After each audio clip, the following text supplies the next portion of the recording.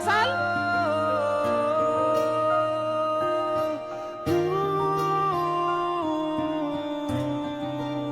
ও মা, আমার বোনও চলে আসছে। কষ্ট হয় নাই তো কোনো? আমার কি সমস্যা হবে আসতে? বাস থেকে নেমে সোজা সিএনজিতে চলে আসছে। বাহ, বাবা ভালো আছে? আব্বা ভালো আছে, সবকিছু ঠিকঠাক। আচ্ছা আমি বুঝি না, তুমি আব্বা নিয়ে এত টেনশন কেন করো? আমি আছি না। আমার খুব অস্থির লাগছিল তুই আসা পর্যন্ত, কখন তুই আসবি, কখন একটু আব্বার কথা তোর মুখ থেকে শুনবো। আচ্ছা যা, তুই ভিতরে যা। হ্যাঁ আমি আসছি।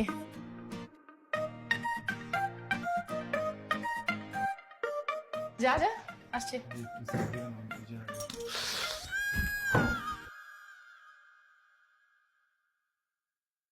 আগায় দিয়ে আসবি? না না না না না না না আমি বলছি আপনি আগাই দিলে আমি ওই যে মরিচের গুঁড়াটা সরাই নতুন তরকারি রান্না করবো ভাবি। যদি দেখি কোনো উল্টা সিধা, আমি কিন্তু সব ঘটনা ফাঁস করে দেব, জীবনটা তামা তামা করে ফেলবো। যা রান্না করে যা, যা।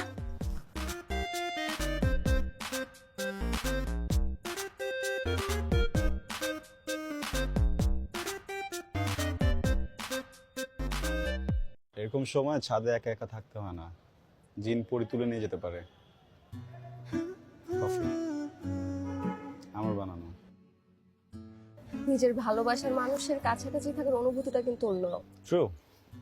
এই দেখো, এত মানুষ পৃথিবীতে, সবার মধ্যে যদি ভালোবাসা, ভালো থাকা, ভালো লাগা এই ব্যাপারগুলো কাজ না করতো, কেউই বেঁচে থাকার জন্য এত কিছু করতো না। তুমি তো দেখি খুব ভালো কফি বানাও। আসলে আরে আমি শুধু ভালো বানাই না, ভালো করিও। কি কি করো? রুটি, ডিম, নুডলস, এই যে কফি খাচ্ছ, দেন বাসার যত রান্না বান্না সব আমি বানাই। যেমন ধরো থালা বাসন মাজি, কাপড় চোপড় ধুই, ঘর ঝাড়ু দেই, ঘর মুছি, ইদানিং ভালো টয়লেট ক্লিন করি। মানে তুমি বলতে চাচ্ছ আমার আপু তোমাকে দিয়ে বাসার সব কাজ করায়, আর সে কি করে? সে শুধু করে আর দেখে।